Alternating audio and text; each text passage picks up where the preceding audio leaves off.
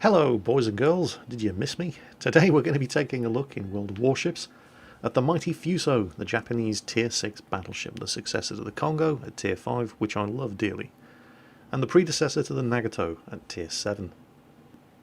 As is traditional with warships of all nations, not just the Japanese, this was not the first ship to bear the name Fuso. It is in fact the second. The first one was an ironclad, built in 1877, and served in the Imperial Japanese Navy until it was struck from the Naval Register in 1908.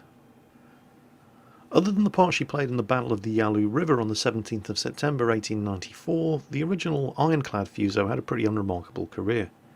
During the battle she was hit dozens of times by Chinese 6-inch guns, but not one of them penetrated her armour.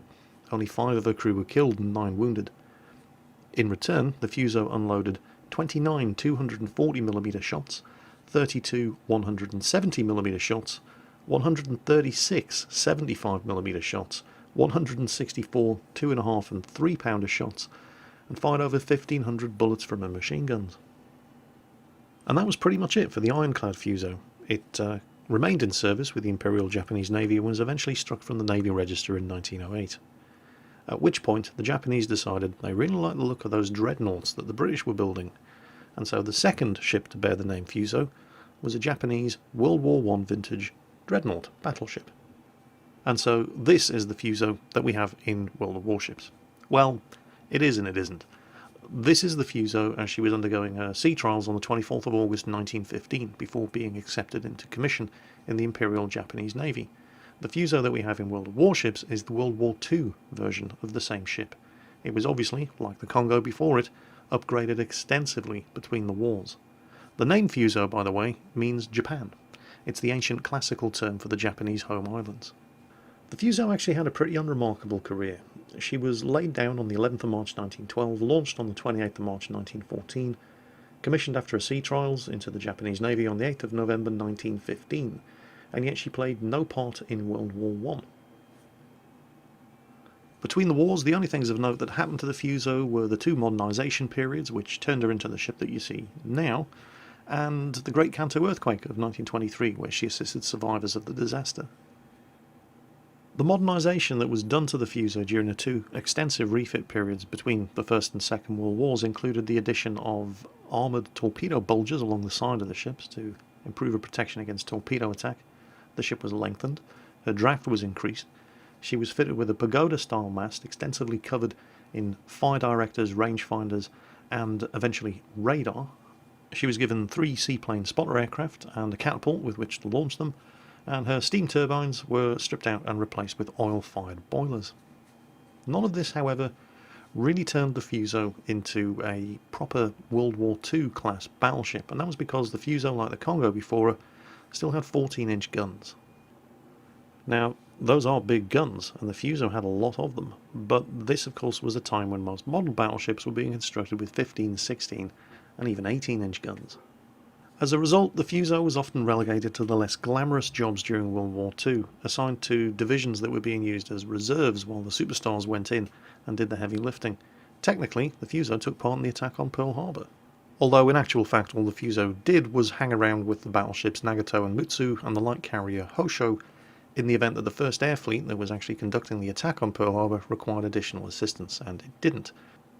And that kind of set the tone for the Fuso's entire World War II career, always hanging around in reserve, waiting to be needed, but never ended up being needed.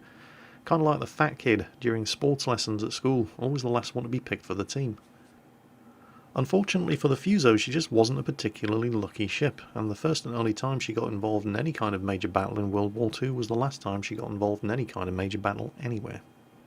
During the Battle of the Surigao Strait, at 8 minutes past 9 on the morning of the 24th of October 1944, the Fuso, her sister ship, the Yamashiro, and the heavy cruiser the Mogami spotted a group of 27 aircraft launched by the USS Enterprise, including Avenger torpedo bombers, Helldiver dive bombers, escorted by F-6 Hellcat fighters. Fuso survived the attack but was hit twice by armour-piercing bombs, one of them destroying her catapult and knocking out 2 of her float planes, the other one penetrating the deck near the number 2 turret and killing everybody in the number 1 secondary battery below. Fuso began to take on water and started to develop a list to starboard. At 1:05 the next morning, her panicky gunners spotted a shape in the darkness off her port bow and opened fire. It turned out to be the cruiser Mogami. Mogami was lucky in that the only casualties suffered were 3 sailors killed in her sickbay.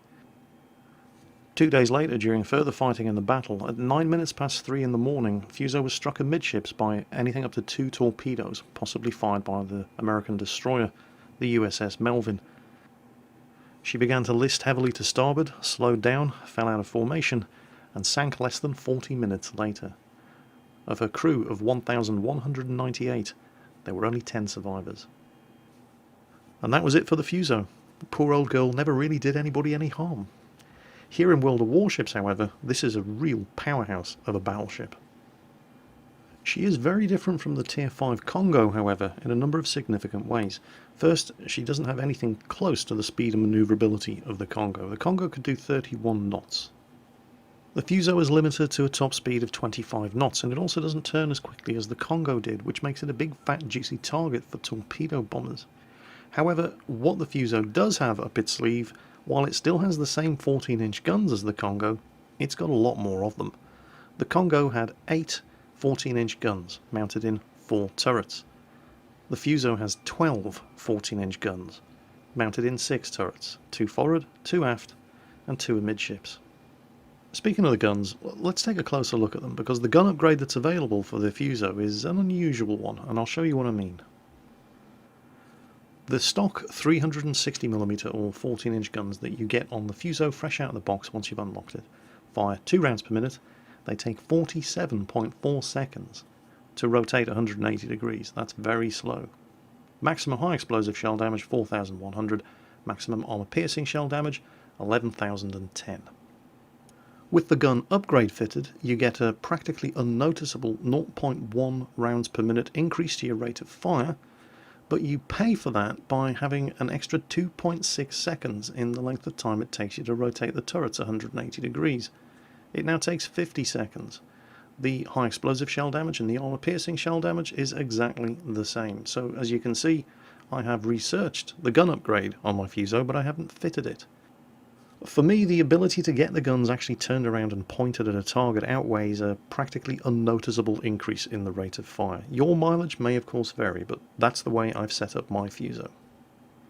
Now, the Fuso is a slow ship, top speed of 25 knots, doesn't turn very well. All of this combines to make it a fairly juicy target for torpedo bombers, and certainly with the initial stock hull setup, you're going to suffer when you come under aircraft attack. However, by unlocking the hull upgrade, you slightly less than double the anti-aircraft offensive firepower. Now, it is mostly self-defense anti-aircraft guns, lots and lots of 25mm gun batteries, but what it does mean is that while you don't have the anti-aircraft firepower of an anti-aircraft cruiser like the Cleveland, for example, anybody who's launching torpedo attacks against you from the air is going to lose 1, 2, possibly more of those torpedo bombers, hopefully, before they can get the torpedoes launched in the water. So while you're not particularly good at avoiding torpedo attack, you are not bad at shooting down the torpedo bombers going for you and reducing the amount of torpedoes that you actually have to contend with. The stock fire control system allows you to fire your guns out to a range of 19.8 kilometers. With the upgrade, that range extends to 21.8 kilometers. As far as upgrades are concerned, I've gone with the following. Main battery modification 1.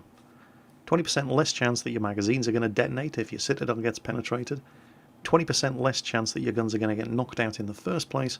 And 20% faster repair to your guns if the worst happens and they do get knocked out. Next, I've gone with main battery modification 2, which means the guns load 10% faster, so better rate of fire, and more importantly, the turrets rotate 15% faster. In the third slot, I've gone for the damage control modification, and I do firmly believe that every battleship should have this fitted if you can afford it, because it reduces the chance that you're going to flood, and it reduces the chance that you're going to be set on fire when you get hit. Battleships are big targets. You're going to get hit. You're going to get hit a lot. And this modification reduces the chance that those hits are going to set you on fire or are going to flood you, so that you can keep that damage control ability off cooldown, ready for when you really, really need it the most. Last but definitely not least, steering gear modification. 20% faster rudder shift time helps you turn the ship faster and avoid those inevitable torpedo attacks. So that's the Fuso, and my recommendations for what equipment you should fit to it. Now, let's see what the old girl can do. The first clip I'm going to show you is from the Islands of Ice map, and I'm not showing you the whole game because it was largely unremarkable except for this one incident. Now there's an enemy Nagato way off in the distance. That's the tier 7 battleship. There he is. Now that guy has 16-inch guns, but this Fuso is on very low health. Now I still have 39,000 health at this point. I missed the opportunity to sink that Fuso with my first barrage, and as I'm aiming at him and waiting to reload, that Nagato has lined me up in his sights, and boom, there. I just lost like half of my health, which is not good. And now the enemy Fuso is shooting at me as well. I've used my damage repair ability, but I am on perilously low health here. And that Nagato is obviously reloading his guns for a second shot. So I get my guns reloaded, I fire, and I should have done it with the first barrage I fired, but I killed the Fuso. Now that Nagato is looking at me on low health with his 16-inch gun batteries, and he's licking his lips. And he has nearly 50,000 health remaining. If he hits me again like he did the first time, it's all over. But his second barrage isn't nearly as accurate, and they all miss. And now my little 14-inch guns, well compared to his guns, are ready. And here they go. 48,000 health remaining on that Nagato. Not anymore.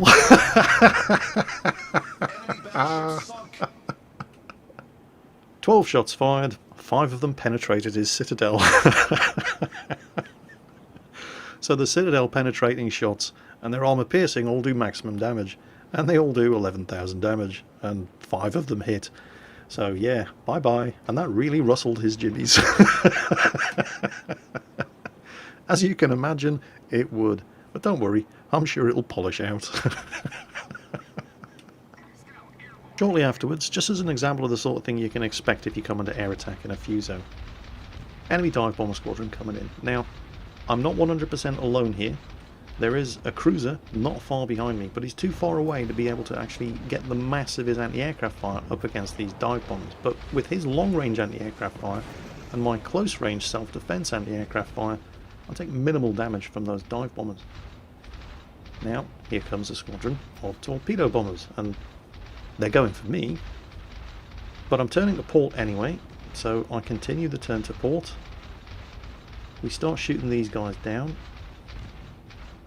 He's going to launch any second, but he keeps losing torpedo bombers. How many torpedoes is he going to get away? Here he comes, there's the launch, and 2 survivors. And none of those torpedo bombers made it back to the carrier. And they're just coming at... Oh, in fact, it's not even an anti-aircraft cruiser, it's another battleship, so... yeah. Battleship, self-defense, anti-aircraft firepower. Not bad at all. Next up, I've got a co-op battle for you. Now, I don't normally play co-op battles because you don't get as much experience and credits as you do in random battles, but this was at something stupid like 4, 5 o'clock in the morning and hardly anybody was on, and for some bizarre reason, the people that were on were all in the co-op battle queue, so co-op battle it is. Now, obviously, in co-op battle, you're playing against the AI, rather than actual players. But the AI isn't bad in World of Warships. It can be very unpredictable. Now, I wouldn't normally recommend wasting shots against the destroyer if you're in a battleship, but I happen to have high explosive loaded, and he was right there, so yeah, why not? Didn't have anything else to shoot at. Enemy destroyer foundered. Now there is an enemy battleship over there. He's nearly 10 kilometers away, which is actually optimal firing range for these 14-inch guns. But I don't have a direct line of fire to him, and you're going to see me do some remarkably stupid things during the course of this particular clip. But if it's stupid and it works, it isn't stupid. So I'm reloading armor piercing, and I'm turning the guns around, and I'm slowing down in anticipation of putting shots into that battleship, but then suddenly a wild cruiser appears, and I've got armor piercing loaded, and the guns are about ready to fire. So, you know, it would really be rude not to shoot him, so shots out, and I really can't miss from this kind of range, and bingo. One, I think it was in Omaha, knocked out. Now that battleship, he's taking his time coming around the headland over there, and I'm pretty much dead in the water here, and that's when an enemy destroyer pops up.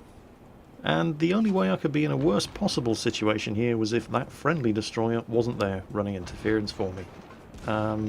Yeah. Now, this enemy destroyer is close enough now that my secondary gun batteries, that's what you can see actually shooting at him. And yes, one of my secondary gun batteries, which I have no control over, did accidentally hit that friendly destroyer. His engines have been knocked out, he's in trouble. And I am actually, with armour-piercing shells loaded, trying to turn my gun turrets around to shoot at this destroyer.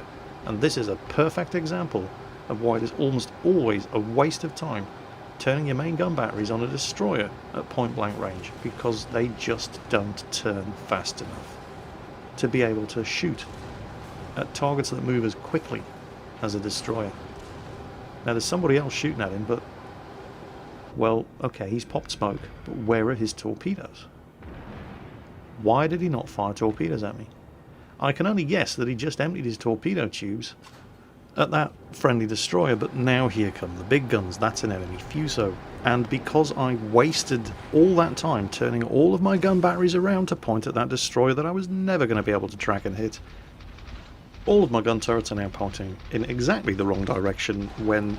And I knew this Fuso was coming around the headland, but I allowed myself to be distracted by an AI destroyer. Now I'm going to pay the price for it. My two forward batteries are now on target, but the midships and rear batteries are going to take forever to get turned around. And while I'm trying to get the guns pointed at this Fuso, I'm taking fire. It's the destroyer. There he is. You can't see him, of course, but he's peppering me with his 127mm shells. And more through luck than judgment, I managed to avoid his first torpedo salvo. And... hang on. I didn't even see him and I managed to sink him. That's the secondary batteries on battleships, particularly tier 5 and higher battleships. Destroyer captains, I understand the temptation, particularly American destroyers with your short-range torpedoes. You want to get in close and ensure you get a kill. But don't loiter around inside the secondary gun battery range of big battleships, because no good will come of it. Meanwhile, I have Fuso problems, but I've managed to get most of my gun turrets around, and now we're so close that we're exchanging secondary gunfire with each other as well. I'm not shooting at him alone, however. There is... I'm not entirely sure what, but he's taking fire from at least one other ship. And there's a destroyer closing in to do a torpedo run on him. Actually, there's more than one destroyer closing in to do a torpedo run on him. And I'm not in a terrible position, actually. I'm trying to turn the ship, but I'm reversing, so I'm actually turning it the wrong way. And making it more difficult for me to get my front gun batteries pointed at him, but my rear batteries are able to fire. And for some bizarre reason, this guy has actually turned his guns around and he's shooting at somebody else, not me. So, hurrah! We've set him on fire. And just to reinforce the point blank range torpedo attack from a friendly destroyer, and he's been nailed by this guy's secondary batteries. And this guy is actually trying to ram me. See that? See how close that was? And yeah, I took a hit from the friendly torpedo fired by that destroyer, but I really can't complain about it because he totally saved my life. At the cost of his own. Look at how close that guy came to ramming me. And this is what I love about the AI in the co-op battles in World of Warships. You just cannot predict what they're going to do. It's not like other games where after you've played a while, you pretty much know how the bots are going to react in any given circumstance. You never get that in World of Warships. I do really like the Fuso. I miss the manoeuvrability and the speed that you get in the Congo at tier 5, but I'm quite happy to trade that in for the massive firepower upgrade you get. I mean, the Congo didn't have bad firepower, it had 8 14-inch guns, but this thing's got 12. It's not quite double the firepower, but it certainly hits them where it hurts. Everybody I've spoken to who plays Japanese battleships, they all say the same thing. Everybody loves the Congo at tier 5, and there's a lot to love about the Congo at tier 5. It's got a fantastic combination of speed, protection and firepower. But the Fuso at tier 6, everybody says the same thing. While they loved the Congo's speed and manoeuvrability, they wouldn't trade it in a second for the firepower that you get with the 12 14-inch guns of the Fuso at tier 6. This thing packs one hell of a punch. And in the Imperial Japanese Navy battleship line, that punch just keeps getting bigger, because the Nagato at tier 7, while it doesn't have as many guns as the Fuso at tier 6, it's got bigger guns. It replaces the 14-inch guns of the Congo and the Fuso with the 16.1-inch guns of the Nagato. I've just unlocked my Nagato, and I've already had one hilarious game in it. Hopefully I'll be bringing that to you soon. But for now, the Fuso, Japanese tier 6 battleship. It's a really, really good ship. Massive firepower upgrade over the Congo at the expense of some of that speed and manoeuvrability, but it's totally, totally worth it. Hope you enjoyed the video, folks. As always, take care, and I'll catch you next time.